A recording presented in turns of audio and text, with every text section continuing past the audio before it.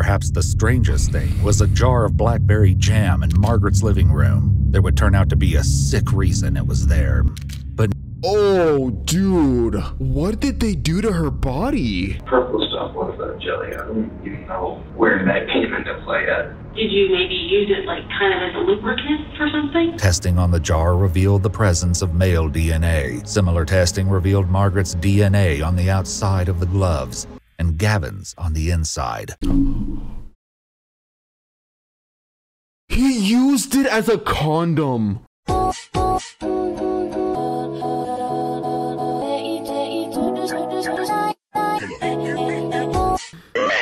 Squidward! Parents lose it after realizing their son is the killer of their grandma? No, wait, I kind of want to watch this one. This one sounds crazy. Let's just get right into it. This eerie footage of 98-year-old Margaret Douglas was taken just moments before she was murdered. 98 years old? She couldn't hardly sleep. I touched it, it was cold, felt clammy, but felt like styrofoam to me. Then it hit me. Was she still alive? No, I don't believe. Oh my God. That woman was 98 years old. That's my son. The police in Wadsworth, Ohio never could have expected that their investigation into another local crime would lead them to the key to solving the mystery behind her death and the nightmarish things that were done to her body afterwards. Oh, anytime I hear anything like that, like the things that were done to the body afterwards, that always, like, it makes my head go to the worst case scenarios, bro. Motive behind the unthinkable crime would leave the offender's family, as well as the police, in shock. The nightmare started when a man called the police to report that his car had been stolen. Much of what he reported was a lie, but would still lead to a truth so disturbing it would stick with the investigators for the rest of their careers. When police brought a 17-year-old Gavon Ramsay into the station on April 13th, 2018, to talk about breaking curfew and the increase of crimes in his neighborhood, they had no idea what they were getting into. Gavon was accompanied by his mother, Chris, and the police informed them both that he was not under arrest and could leave at any time. Some of the following footage has never been seen before. Gavon, does your mom know why you're here? I think for the most part, yeah. He said he climbed on top of the church. Yeah. And so there's got to be more to that story because I wouldn't be going down here and picking up the pool if that's what he did. The police were already well acquainted with Gavon. Lately, he appeared to have made a habit of going out at night to get up to all manner of mischief. This time, Gavon told a story about secretly meeting up with his friend, Braden. We weren't really doing anything. Braden. And then we went over to the church and climbed on top. And then we went, like, into the courtyard, but that's all we did. Nah, you did more. Unfortunately, you guys have left behind some very telling items. If we're going to get to the bottom of this, let's just make it the truth all at once. Let's deal with it and get it done. You're 17. Yeah, it's much trouble. The officer might come to regret this comment once she uncovers the full extent of Gavon's crimes. For now, all the police knew was that Gavon had been out after his curfew, but that was barely scraping the surface. Since he was staying rather tight-lipped, they also attempted to get the story from his friend, Braden. Your phone? Yes. Where do you think you left it? That I have no idea. What were you doing last night? Just out walking around. I actually had... Oh, that's I forget Braden. the officer's name, but somebody stopped me and I talked to him for a little bit. I guess he was out looking for somebody. Who were you walking around with? Nobody. There was a very good reason the police were out looking for someone. They had no idea how close they'd come to catching their culprit that night. Are you missing a lighter? Mm-hmm. No? Would you be surprised if I told you that there was a lighter with your phone? Honestly, yes. Gavon and Braden had a problem. In addition to the phone and lighter left at the church, the police also had security footage of the boys. When Braden was confronted with this, his story changed. If you just Damn. want to be honest with me, that would be great. And if not, I can just say that you said you were nowhere near, and here's the video. I mean... Okay. I appreciate the straight upness. I do, honestly. I was out with, He's talking like somebody who knows they're fucked. I was out with a friend. We were just messing around. He does but not we look decided like me, to get chat. up on top of the roof and then we dropped down to see if one of the doors were open. We saw an officer walking from the church, and then we ran from him. So was that Gavin's green lighter then? Green lighter? That would be Gavon. He does not look like me. I mogged this motherfucker. When he found out Braden was talking to police, Gavon confirmed the story about the alarm. This would be the first in a series of confessions he would make over the coming days. I didn't even know what was going off because we were over by the windows and they were already cracked open, and like we were just messing with them. Like they were honestly cracked open. I'm not lying anymore. This immediately raises the question of what else Gavon had lied about. You'd think that would be enough to scare the bejeebies out of you and go home. Were you guys going to hide in the trailer? No. What did you do with the trailer? I poked my knife behind like the little seam in it and popped it out. Why were you guys going to go in there? I don't know. We honestly had nothing to do. And me and Braden together, we know it's not good. I don't know what we're trying to do. Yeah, we had nothing to do, so like we just killed someone. Her son wasn't supposed to be hanging out with Braden. This restriction didn't appear to have the intended effect. But that would soon be inconsequential compared to what else Gavon had been up to. So you guys didn't go into any cars? You know what? It would make me feel a lot better now if it was just the two of you that went into the cars. Yeah. You know, because of the other issue in the area. I'm sure. I didn't even know there was a car issue there. Yeah. Oh, God. You guys didn't. Now would be the time to tell, okay? Because we processed the cars, we did fingerprints and DNA. We've had a lot of goings on in your neighborhood lately, and probably more than the general public is aware. She is wearing an autism shirt. The most extreme recent crime in the area came to the attention of police just a week earlier when they received a troubling call, which would kick off a case more disturbing than anyone could have anticipated. At first, they never imagined it was connected to Gavon's nighttime mischief, but would come to find that the cases were inextricable. Watcher Police. Yes, this is Howard Leisure. My aunt lives on Portage Street. Okay. And a friend of ours stopped over there yesterday to check on her, and she was nowhere to be found. We didn't know if you'd found anybody wandering. Why did they target an old lady? That's so weird. Like, the more I look at her, I'm just like, why her? Check on her, and she was nowhere to be found. We didn't know if you'd found anybody wandering. No, we don't have any reports of anybody wandering. We can't find her in the house anywhere. He went in the house and looked through the whole house, couldn't find her. Margaret Douglas. She never locks her house. I would never leave my house unlocked. Obviously, like, nobody should be, like, breaking into your house regardless. Like, it's a shame that that's the world we live in. But I'm just so paranoid anyway. Like, even if I live somewhere, like, super safe, I think Singapore is, like, one of the safest countries in the world, right? Even in a country like that, I'm locking everything. That's just because that's how I was raised. But Margaret's disappearance would only become more harrowing as the search got underway. Police had unwittingly started the process of uncovering the truth of Gavon's activities the previous week when talking to Margaret Douglas's nephew, Howard. So when was the last time you guys were there? That was, I'm thinking it was a Tuesday in March 27th, I think it might have been. Anything that anybody said? It set off an alarm? No. Margaret Foster, no. Okay, so Margaret is the old lady that they killed. Oh. This is Margaret's niece. David, who had grown up next door to Margaret and her late husband, was the couple's friend and caretaker. The police would need to talk to him too, sooner rather than later. During Gavon's first interview, things got progressively more disturbing as well, but police could never have guessed that his tale would eventually become a full-blown horror story. Did you rummage through glove boxes or anything? Yeah.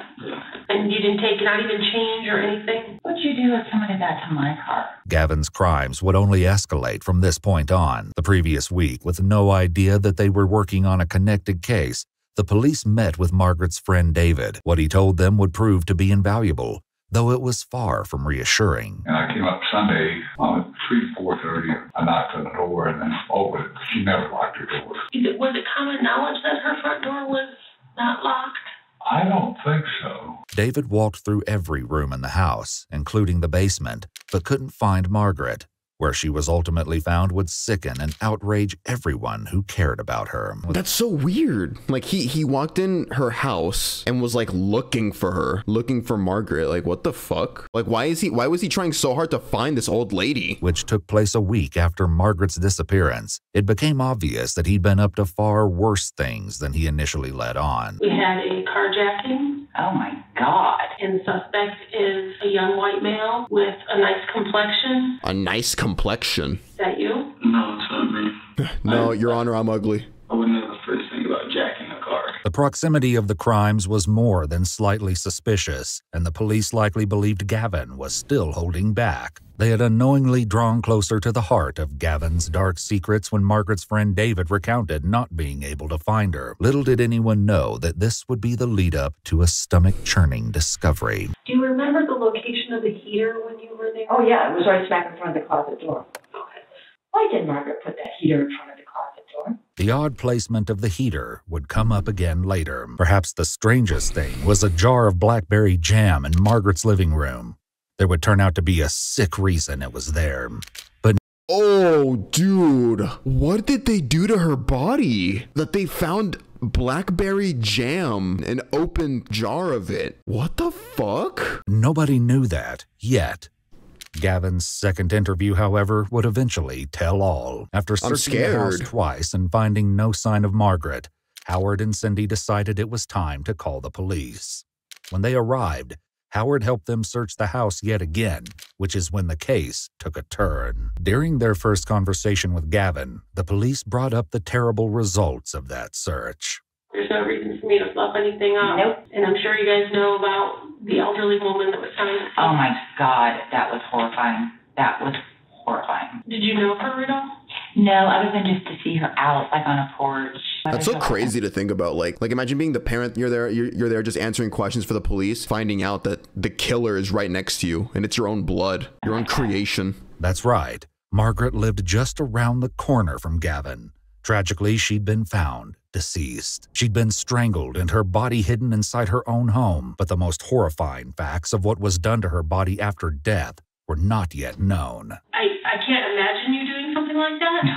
I just interacting with you this little bit. I can't imagine that's in your wheelhouse. No. But there was so much about Gavon that nobody knew, including his capacity for unspeakable cruelty. Somebody put you in a bad situation? No. Oh God, yeah. He's starting to get shaky. He's starting to get nervous. Oh, dude. He knows where this is going. Because, you know, why else would they bring up the murder of that old lady? Yeah, let's get it this way. Honesty is always what's best. I'm not holding anything back. Like, it's not that there's anything more. It's what the dude. No. He's starting to, internally, he's starting to panic. He's like, bro, I think my life might be over. You make bad choices, you're going to pay for it. So if there's something else, let's get it all out on the table. There's not anything else. What are you so mad at yourself for? I was 16, already had a felony, like 5 misdemeanors. I have to go back to court, and I'm done with it. I'm so done with it. I'm costing them thousands of dollars. Constant heartbreak. I've honestly probably never made either of them proud. I don't do anything good. Stop cussing. You didn't take anybody's car? I don't know why that was fucking funny as hell. He's having an emotional breakdown because he's panicking. Like, bro, I killed this woman. They're on to me. And now he's going to start trauma dumping. Like, I'm such a failure. Like, I've never done anything good for anyone. Fuck. And then the mom's just like, stop cussing. I don't do anything good. Stop cussing. You didn't take anybody's car? Have you ever used an app called Grindr? I'm not gay. Oh, that's okay. But This might seem like a strange line of questioning, but there's a very good reason the detective is asking this question. What the fuck? So is he gay? Is he a closet gay? Bro, something sexual had to have happened, bro. Like, that's just my assumption right now. Based on, like, the kinds of questions, the weird jam that was next to dude. The detective once again pushed harder for answers from Gavon, leading him to make an unexpected request. Honestly, can you two actually leave for a second? What's that? Can you two actually leave? So I can talk to her. Yeah. Knowing what had happened to Margaret, Gavon's mother was likely terrified of what her son didn't want to say in front of her. Bro, imagine how the mom feels at that point, because they're asking now about the lady that died. And then your son just asks, can you both step out so I can talk to just this one officer? Bro, at that point, if I'm the parent, I'm like, oh my God. Finally addressing the previous question about meeting up with someone from Grindr, but this was only one of the many secrets. So he asked them both to leave. He was more ashamed to just say he's gay than to admit to maybe murdering that old lady. Being gay is worse than murder, guys. Car dressing, it was me. I'm going to be honest about it, but the way that he explained it, that guy, that's not right. That That grinder thing, yeah, I have been on it. This guy was like the first time that this happened, and I told him like I was 17 and everything, and I wasn't planning on doing anything with him. He's a 40-year-old man trying to get with a 17-year-old, so I was just gonna rob him. So wait, he was gonna rob him? The whole situation is fucked. So he was gonna meet up with a 40-year-old man that very clearly wanted to fuck him, because otherwise the 40-year-old man wouldn't have agreed to meet with this 17-year-old kid. But then this kid's like, yeah, I was gonna use that to my advantage to fucking rob him. Like, it's still messed up, but against what he's doing, I don't really think it is. And the whole carjacking thing, I got in, and he's like, what, should we go to the back seat? I'm like, yeah, sure. So he got out. I sit and locked the doors and hopped in the driver's seat and just drove around, messed with him, and then I left. And I'm like, well, show me your pockets. And he's like, I don't have it, but can I have my phone? I'm like, no. And then I turned, and he like tried to grab the window and like break it. And then I gassed it, and he walked, and that's when he left overlooked. Gavon added that he threw the man's phone out the window shortly before he abandoned the car. Believe it or not, all of this would be connected to Margaret's death in the coming days. How does this tie back to the old lady that this guy killed? Did he touch you at all? Why were you on that app? Really, just for that reason, to find guys that are that low of people, I guess. That want to get with kids. Like, it's karma, really. Like, if you're gonna do that, then I'm gonna rob you. Honestly based. The police got a hint of the madness to come while searching Margaret's home, though they couldn't have imagined the nightmare they had uncovered. You didn't hurt that old lady, did you? No, and that's what I was pissed about earlier. Dude, I'm so curious. Like, I'm a dark person, I guess, but like, I'm not gonna go kill somebody. I'm a dark person. Like it's making me really mad. It really is. There's no reason that we would find your DNA inside her house because we swabbed the hell out of that house. You shouldn't. Braden's DNA was also on record and would be compared to the crime scene. Howard, Cindy, and David all agreed to provide the police with DNA samples and fingerprints so they could be ruled out as suspects. I'm sure your mom's getting out this freaking out. Yeah, she probably thinks I'm confessing to murder. Just 3 days later, this remark would be cast in a chilling new light. Why would you even hear about an app like that? Why would you even do that? I don't know. Like I said, Mom, I don't know The why. mom's like, what the fuck? That sounds all vigilante crazy to me. Do you see how all these horrible things kind of tie together? While Gavon assured the detective that he'd told her everything, the bulk of his secrets had not yet been spilled. Unaware of what her son had done, Chris permitted the police to search Gavon's phone. With that, they left the police department. When it came to the phone, the investigators were mainly looking for anything about the carjacking. Instead, they found something completely unexpected. It was awful enough that 2 detectives rushed to the Ramsay house to place him under arrest. When you had your mom leave the room the other day, were you going to tell me this?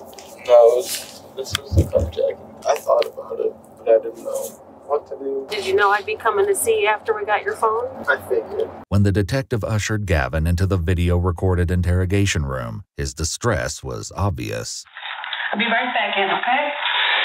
Dude, I want to know so bad what he did, because he already told us crazy shit. Like, he was trying to meet with older dudes as a minor on Grindr to rob them, and then there was strawberry jam or blackberry jam found next to an old lady's dead body where his DNA was found. This shit's crazy. You sure I can't get you a drink? Oh my god. I'm upset. I know telling me about it doesn't give you much relief. Just change the fact that it ruined my life. Can't go back and change it. What the fuck, bro? Once Gavon was uncuffed, the detective set about filling in the specifics of the gruesome yet patchy They're tale. pretty nice to him too. Have you guys noticed that? These investigators. The truth was about to come out once and for all, but each detail would make it more horrific than anyone could have imagined. Did you go in the house initially just to steal something? Just honestly, all I did was I wanted the adrenaline rush. Oh, I just go into a house. Yeah. So that's why I broke into the car and stuff. Is that risk factor. And all I've ever done is take risks because that's the only thing that makes me. That's your drug, adrenaline? Yeah, like, I don't know, nothing feels real to me. When I have adrenaline, it's like, alright. You feel alive, right? I was getting a full-on therapy session. This tied back to something unsettling Gavon had said in the car on the way to the police station. The adrenaline is the only thing anything that makes me feel like I'm even alive. Like when you met up with the guy with the car, with that adrenaline? Yes. Gavon continued his story, and he revealed that his meeting with the man from Grindr hadn't gone quite like he previously said. Yeah, so like, did you feel that adrenaline rush up your ass because that guy shoved that BBC up there and fucked you? And there was some physical stuff that went on between the two of you in the car, right? Yeah. First time. Wait, did they do it? Did they fuck? In the car, right? Stuff happened when I was younger, but it wasn't voluntary for me. Like when you got there, it's kind of like here's the plan, then things just start happening. Yeah, no, that's kind of freaked me out a little bit. What freaked you out? Yeah, I was bigger than I thought. I'm sorry. I'm so sorry. So your whole intention of going in the house was just the adrenaline being in somebody's house. Yeah, I didn't want to rob the house. It was just the sneaky thrill of can I get in somebody's house and get out and get away with it. You can probably guess whose house Gavon entered. Had you talked to her before? Oh, here we go. We're finally gonna find out, like how did she get tied up in all this? And nobody was with you this night. And you've not told anybody about this. No, nobody knows about this. Were you in her house for a little while before you woke her up? I came up onto the porch, and I didn't even know what I was going to do. And I looked in the window and everything. I don't know, I felt like going into the house, like the biggest adrenaline rush I could get. So then I tried the doorknob, and that just happened to be unlocked. Well, she was already asleep whenever I went in, because when I came around the corner, that's where I saw her, and it scared me. Oh, God. I didn't expect to see someone right there. I didn't hear anything. But I see her, and she's, I don't know, like sleeping or something. And then I go to turn around and hit the chair. And it made a noise, and she woke up. And she started to scream at that point, you said? Yeah, because like when I hit the chair, I like turned back around, and I looked, and she was there staring at me and started to yell. And then went for the phone. Was that when you were trying to get the phone away from her so she couldn't call? Did you not get away, or was that when you guys fought with the phone? Like a little bit of a fight, I think I threw it under the couch. I'm not really sure. By the time I even realized what I was doing, it was too late to stop anything. And what were you doing? That's when you were on the floor on top of her with your hands on her. Gavon showed the police an injury on his hand, where Margaret's nails dug into his arm. He had other scrapes on his hands, but claimed these were unrelated. Margaret never stood a chance in the fight against Gavon, which likely made her final moments even more. Well, yeah, she was 98. So when she died, was she on the couch or on the floor? Floor. Were you on top of her then? Kind of. Like straddling her? Yeah. And did you use one hand or both? Both. The detectives knew Gavon had skipped over several particularly nauseating details. Oh, no. But those would eventually... Did you not remember ripping her panties? Oh, my. Margaret's underwear was not just torn, but completely ripped from her body. Her bloody nightgown and bra were pushed up around her upper body. Fearing the implications, crime scene investigators swabbed all of Margaret's clothing, her body, and the items in the closet. The results would once again emphasize why though? I'm still trying to find the correlation of the Grindr thing to this. So it took you a minute to realize that it was her in there? Yeah. Oh, it was her body like in the closet? Margaret's other shoe was also found in the closet, carelessly thrown on top of her, along with other items from the closet. Just treated her like trash. That kid. Just stuffed her in a closet and like threw shit on top of her, like shoes and clothing and stuff. To me, it didn't look like flash or scat. That's what. It took you a minute to realize what it was. Oh, yeah. Then oh, God. When Margaret's body was removed from the closet, police made the skin-crawling discovery that she'd been laying on top of her torn underwear. And then you drug her by her feet, you said, to the closet. Close the closet door? Did you put that heater in front of the door? Yeah. The closet where Margaret's body was found was only about 2 3/4 feet Yeah, I'm waiting to find out how the jelly got there. Like, how does the jelly come into play? Gavon contorted and shoved her into the space, face down, with her knees bent and arms folded. And you didn't take her wallet? I did, but it's gone. Maybe throw it in the trash also. The trash was long gone by this point, but that didn't turn out to be an issue. Police once again involved Gavon's parents, who had followed the arrest team to the police station to help them with their investigation. Honey, listen, this is going to be a weird request. I need you to take your brother and take him out of the house right now. We'll explain. later. No, everything's not all right, Zach, so don't tell your brothers right now. Once Gavin's 3 brothers were out of the house, the police carried out a search warrant tucked away in the back of a dresser drawer with Gavin's jeans. The police located Margaret's missing red wallet. Ooh. Gavin confessed he'd spent all the cash on cigarettes, but Margaret's cards were all accounted for. However, the wallet wasn't the only item of interest. Gavin shared with the police that he had struggled with the urge to take his own life. He refrained, he said, for the sake of his mother, who would have been heartbroken. So he was suicidal? I mean, I wondered what killing somebody would feel like, but I've also wondered what jumping off a building would feel like. So it's not like anything about this was premeditated.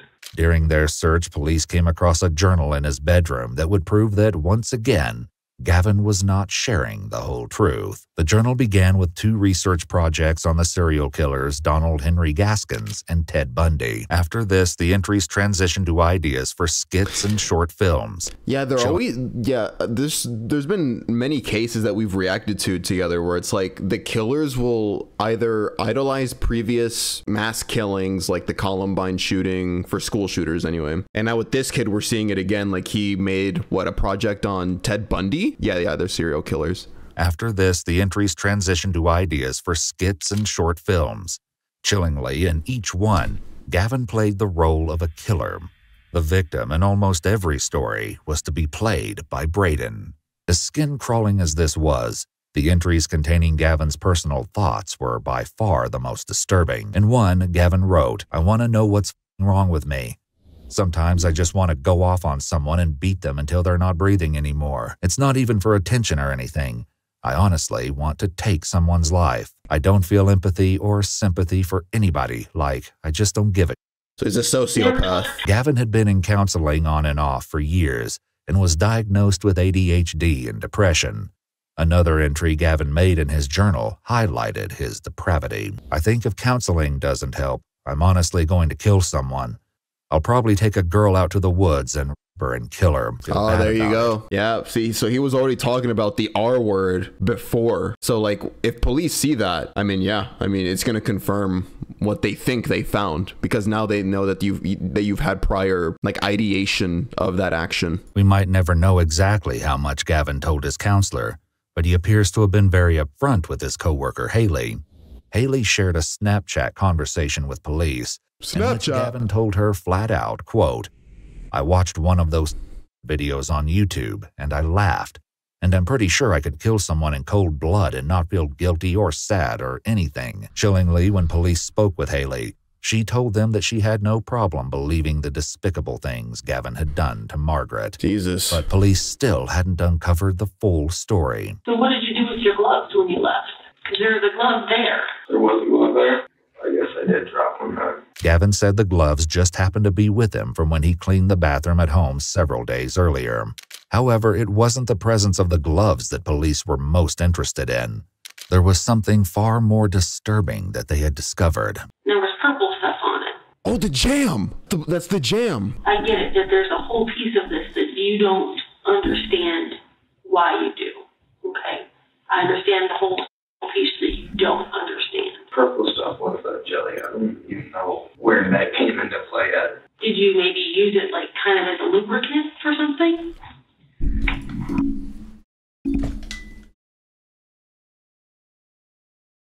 Oh my God, it's in my head now. I think I can articulate exactly how the situation went, but I don't even want to say it, bro. But you put the jelly on the glove? Is that when you used her hand to rub your... Yeah.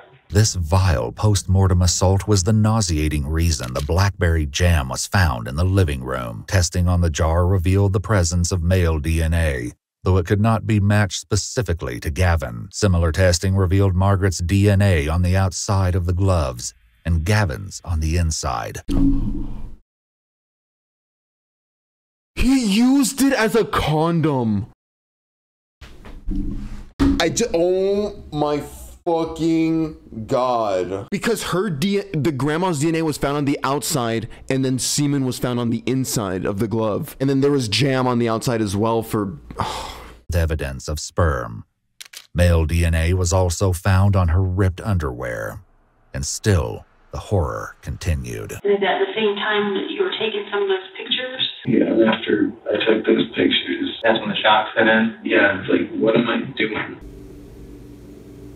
So he recorded right before doing what he did? Let me see. So he breaks into the house and he starts recording because he's like, oh my God, this is crazy. I'm inside someone's fucking house right now. I'm gonna record this just cause, I don't know, memories. And she's just there like chilling. In addition to taking photographs of Margaret while she slept, unaware of the danger, he also documented the revolting process of violating her dead body. You know, there's a couple of videos of you kind of peeking over the edge of the couch and So videotaping. he also recorded what he did with the glove. There's no getting out of this now. I mean, there was already no way getting out of it like before this, but like it'd be one thing if like, you know, you're a fucking kid, you broke into a house because you wanted adrenaline, and then you were confronted with, you know, the fact that the owner of the house saw you and now knew your face. So you were just, you know, in the moment, you killed her because you didn't want to be found out. But after that, after you kill her, you violate her body. It's done for you at that point. Because your goal now wasn't just to get off scotch-free or to try and escape or to keep her mouth shut. You then pleasured yourself. You're fucked.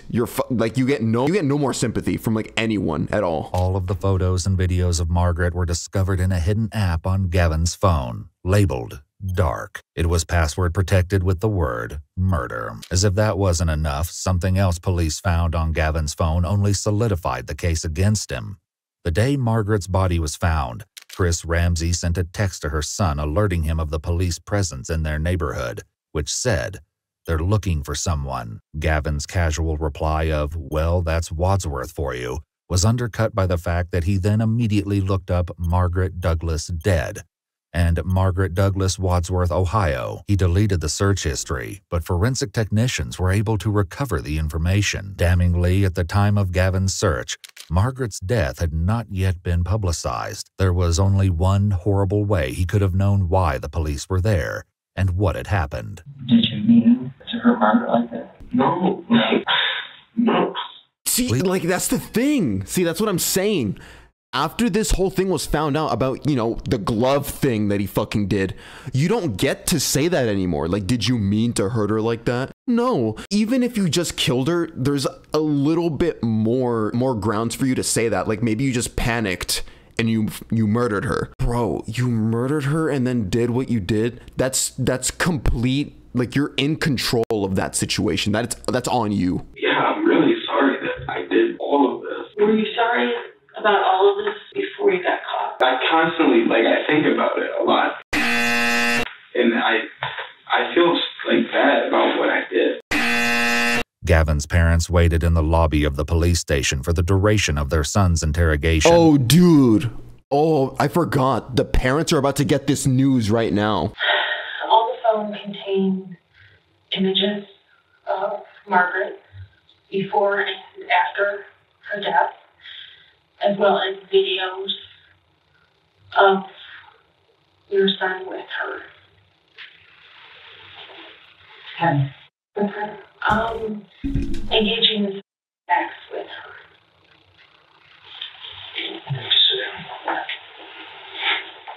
Was she still alive when he was doing that? No, I don't believe. Oh my God.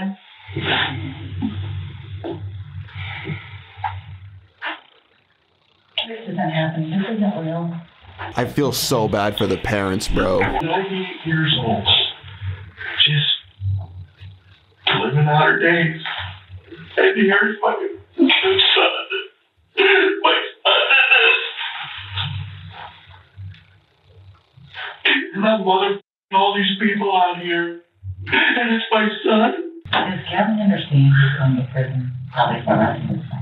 Incidentally, Gavon was wondering the same thing. What do you think's even going to happen with me? You're going to jail. give enough attention. You're going to do some time in jail. How long do you think? I don't know. I just don't know, Gavon. On January 18, 2019, Gavon was convicted of aggravated murder, aggravated burglary, kidnapping, and abuse of a corpse. He was given a life sentence for murder, along with 10 years each for burglary and kidnapping, and an additional year for kidnapping to be served consecutively.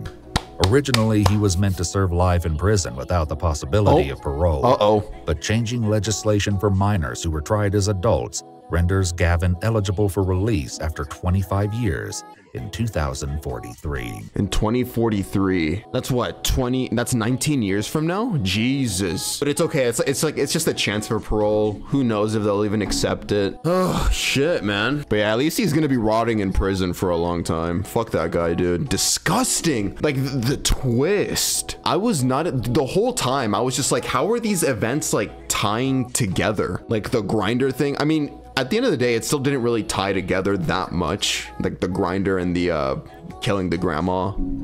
Sorry, just killing the old lady. And then how the blackberry jam came into play and why there was a glove. Dude, that was just crazy. At the very fucking least, they said that she was dead when he did that. So at least her final moments of life, she wasn't conscious to experience what he did. At the very least, that's very small, but it's, you know, yeah.